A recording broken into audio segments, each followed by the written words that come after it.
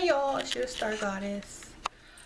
Since I did such a short Vlogtober day 30, I figured I'd make another video because I have the time now. So I got a lot of requests and questions about, continuing my mortuary stories. And, I have a lot of stories, but I didn't work in that field super long, just about, 5 years. So, mostly the stories that I told were the ones that stuck out to me in my memory, and the other time that I worked there was just normal stuff. But someone asked me how much does the average funeral director and mortician make, what's their salary range. Well, it depends on where you work, but the average that a funeral director makes is like $44,000. It's not like a lot of money, but if you work for a high-end corporate owned funeral home and that caters to wealthy people, you can make up to 70 at the most. Okay, it's not, you don't go in there to get rich unless you own your own funeral home. And believe me, you're going to be working many hours, like 12 hours a day, and holidays and all that. So every weekend, unless you take vacation time and you work for a corporate place. So it's not really that much of a career where you're just going to make a lot of money. It has to be your passion. You have to really like it, because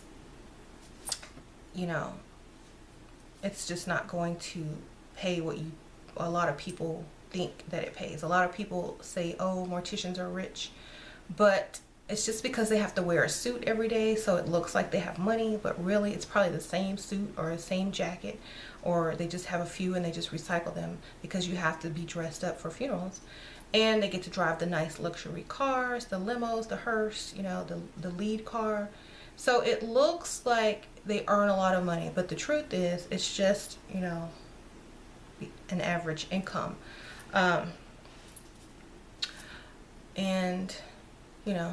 it's a lot of your time as well. So if you divvy it up in hours, I don't know.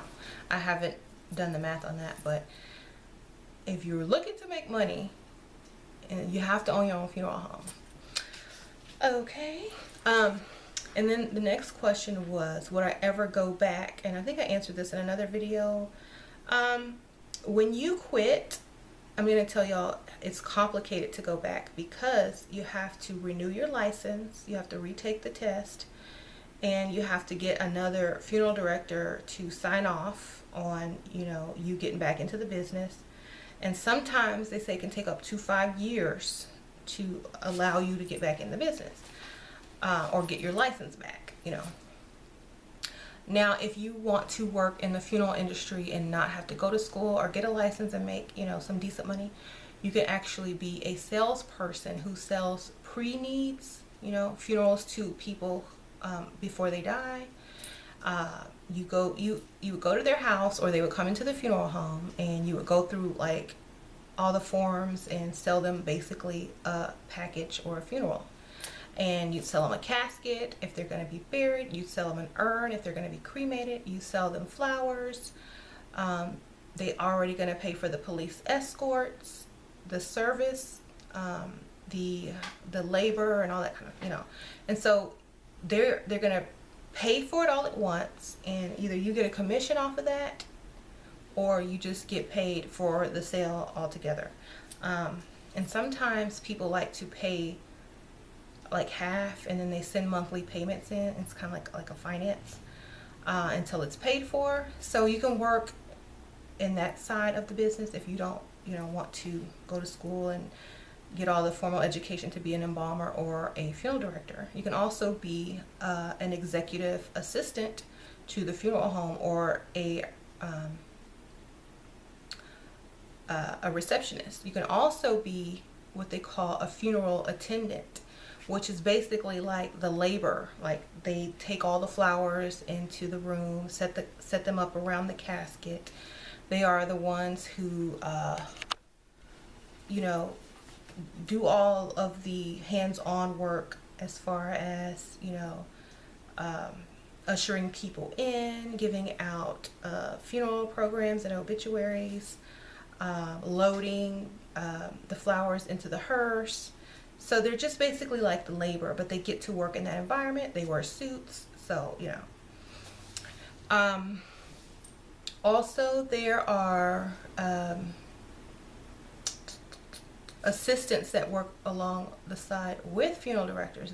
As long as they're working with a funeral director, they don't have to have a license. So if you go on what they call removals or body calls to you know, pick up a deceased person, and as long as you have a licensed funeral director with you, you know, you can work like that as well, you know, doing pickups and deliveries and stuff like that.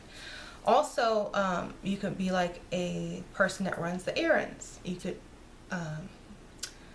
have death certificates signed by doctors, and then go file the paperwork at the Health and Human Services, and then go pick up the official documents and mail them out, or you know, package them up to give to the family. So there's many jobs that you can do in the funeral home if you don't have a license or a formal education, but you're probably going to get paid like a little bit above minimum wage. It's not going to be like much.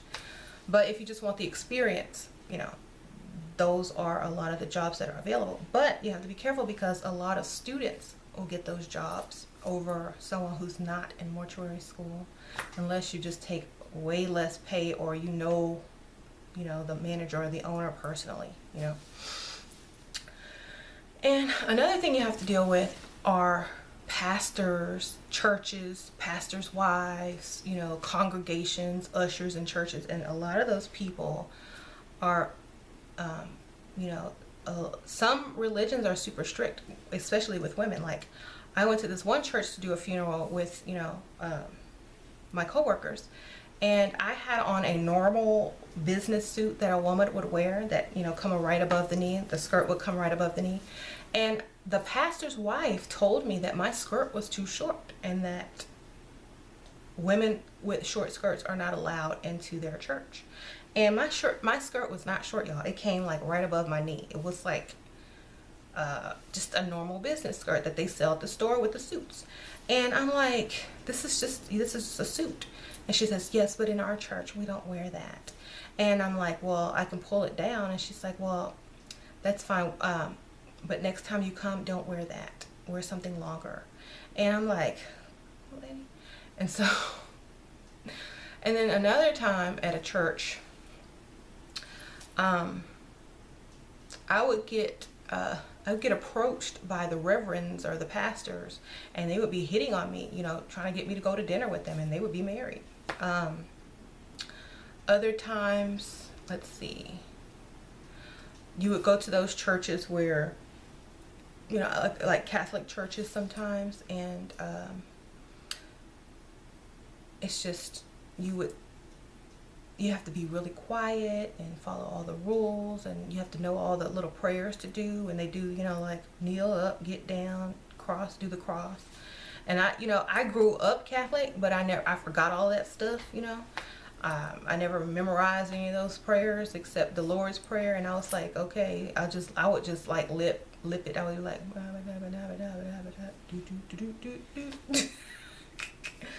and so you would be, and then like when you get to the cemetery, sometimes as a funeral director, there's no reverend that came to the cemetery, so you have to say the closing words, so, or in the closing prayer or whatever the family wanted. And I'm not Christian, so I never did the closing prayer. I always refused. I'm like, no, y'all got it, because there would be other funeral directors there who were like, you know, religious, and I'm like, well, I wouldn't know what to say. I'm not gonna, you know, fake it, so y'all do it. Yeah, so like if you're gonna be a funeral director, a lot of times y'all have to like bust into prayer and act like a pastor or a preacher. You're gonna have to say, everyone bow your heads. We come here today to lay our sister such and such to rest. and then you have to read some passage out of the Bible about dust, ashes to ashes, and dust to dust, and all that kind of stuff. And I'm like, ugh, I couldn't do it. Like, I couldn't do that part of it because it just feels like they say the same thing every time, and it's just like, you know, whatever. It's like your last rites or whatever, and like as soon as you start praying, that's when all the people start screaming and crying. So it's like, to me, it's like a trigger. And I'm like, why would y'all do that? Why can't y'all just say like, we're putting her to rest. May everyone travel home safely, and you know, whatever. I don't know. I never did the prayer part of it because I was not comfortable doing that. Now, I've been to some funerals where they were atheists and they didn't believe in anything, and they would just say, like, it would be like really natural, like, will she return back to the earth and become one with nature? And, you know, it was more like, had nothing to do with religion. And it was just, you know, saying goodbye, and may she be at peace wherever she may be, or may she rest eternally, or blah, blah, blah, blah, blah. It wasn't anything about, you know, any religion or whatever. And then you'll have some people that think they are a reverend or a pastor, and they will get up there and talk for like 20 minutes at a graveside and start like burst into song or something, and you're like, are you serious? So that was one part that I was very uncomfortable with. I would busy myself with other things like flowers and, you know, stuff like that. So yep. But I might do a story every now and then, now that Vlogtober is almost over, about, you know, my experience as a mortician. But I also used to be a, you know, I also went to culinary school, and I cooked in like really nice restaurants, and I did all of that, and I can do some stories about that as well every now and then. But tell y'all what really goes on in the kitchen. And what some chefs do. Okay. So if y'all are interested in that, let me know. And I hope everyone has a great Halloween Eve, because I know a lot of people are actually going out tonight, putting on their costumes tonight and having fun tonight as well as tomorrow. I'm taking my kids to like the neighborhood haunted house and the little neighborhood party. It looks like it's gonna rain, but this is gonna be inside, so if I can get some video in there, I'll try, but it might be dark. I'm really gonna try at least get my kids costumes and stuff. I'm not gonna dress up tonight because I don't think the adults are really gonna dress up tonight, but then nobody will see my costume but my family because it's supposed to rain tomorrow. I don't know. I'm not gonna dress up. It's gonna be, I don't know. I'll think about it. If I dress up, I'll put my picture up, or a mini video. Oh my gosh. Because y'all know I live in the suburbs, and like my costume would probably be over the top for these people around here. Y'all know I got the contacts and the fangs, and you know, the cape with the hood on it. I don't know if that's gonna be like too much for like a kiddie haunted house, so I'll just save it for tomorrow probably. Okay, y'all, thanks for watching, and I'll see y'all tomorrow. Okay, bye.